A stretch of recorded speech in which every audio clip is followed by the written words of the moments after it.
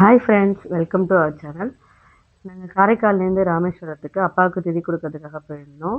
காரைக்கால்லேருந்து evening ஒரு 7:00 கிளம்பணும். Mid night ஒரு 1:30க்கு நாங்கள் ராமேஸ்வரம் ரீச் ஆனோம். அங்கே கோயிலோட கிழக்கு கோபுர வாசலுக்கு பக்கத்தில் ஒரு ஒரு ரூம் புக் பண்ணியிருந்தோம். மிட் நைட்டுங்கிறதுனால கொஞ்சம் நார்மலாக தான் எங்களுக்கு ரூம் கிடச்சிருந்துச்சு. நாங்கள் முன்னாடியே புக் பண்ணல.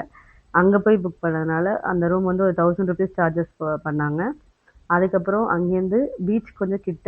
ஏன்னா நாங்கள் லாஸ்ட் டைம் போனப்போ கோயிலேருந்து ரொம்ப தூரத்தில் ரூம் புக் பண்ணிட்டதுனால நாங்கள் ஒரு ஒரு இடத்துக்கும் நடந்து நடந்து போகிறதுலே கொஞ்சம் டயர்ட் ஆயிடுச்சு. அதனால் இந்த தடவை நாங்கள் கோயிலுக்கு பக்கத்துலேயே புக் பண்ணிட்டோம்.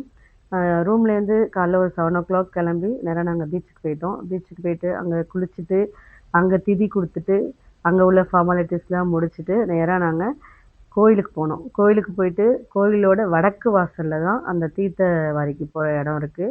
அங்கே அங்கேயே ஆளுங்கலாம் இருப்பாங்க. அவங்க வந்து ஒரு ஆளுக்கு ₹250 சார்ஜஸ் பண்ணாங்க. நாங்கள் 5 அடல்ட்டு குழந்தைங்க போனதுனால அடல்ட்டுக்கு மட்டும் ₹1000 பே பண்ணுங்க அப்படின்னு சொன்னாங்க. அதுக்கப்புறம் நார்மலாக போனீங்கன்னா நீங்கள் ₹25 பே பண்ணிவிட்டு ஒரு லாங் க்யூ இருக்கும். அந்த க்யூவில் போயிட்டு வரணும். அது கிட்டத்தட்ட ஒரு 3 மணி நேரம் அந்த மாதிரி எடுக்கும்.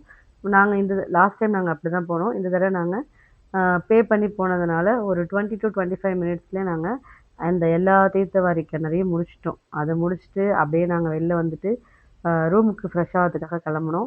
போகிற வழியிலேயே அங்கே லக்ஷ்மி விலாஸ்னு ஒரு ஹோட்டல் இருந்துச்சு. அந்த ஹோட்டல்லே நாங்கள் வந்து பிரேக்ஃபாஸ்ட் வாங்கிட்டோம்.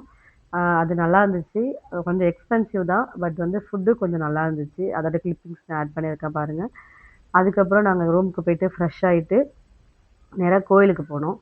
கோயிலுக்கு போகிறதுக்கு முன்னாடி கொஞ்சம் ஃபோட்டோஸ்லாம் எடுத்தோம். அதுக்கப்புறம் கோயிலில் சிறப்பு தரிசனம் புக் பண்ணோம். கோயிலுக்கு போகிறதுக்கு முன்னாடியே வந்து மோட்ச தீப விளக்கு ஏற்றணும்னு சொன்னாங்க. இறந்தவங்களுக்காக வேண்டிக்கிட்டு அங்கே விளக்கு ஏற்றிட்டு அப்படியே கோயிலுக்குள்ளே போயிட்டு சிறப்பு தரிசனத்தில் ஒரு 1 ஹவரில் சாமி பார்த்துட்டு நாங்கள் தரிசனத்தை முடிச்சுட்டு வெளில வந்துட்டோம். வெளில வந்துட்டு ரூமுக்கு போயிட்டு மறுபடியும் லன்ச் முடிச்சுட்டு ரெஸ்ட் எடுக்கலான்னு பார்த்தோம். பட் ஆனால் அங்கே என்ன சொல்லிட்டாங்கன்னா 12 ஹவர்ஸ் தான் ரூமோட செக்இன் டைம்னு சொல்லிட்டாங்க. நாங்கள் 24 ஹவர்ஸ்ன்னு நினச்சோம். நாங்கள் மிட் நைட்டில் போனதுனால நாங்கள் சரியாக கேட்கல. நீங்கள் போகிறப்ப கொஞ்சம் நல்லா கேட்டுக்குங்க. உடனே நாங்கள் ஒரு 2:00 லன்ச் முடிச்சுட்டு நாங்கள் அங்கேருந்து கிளம்பி தனுஷ்கோடி போனோம்.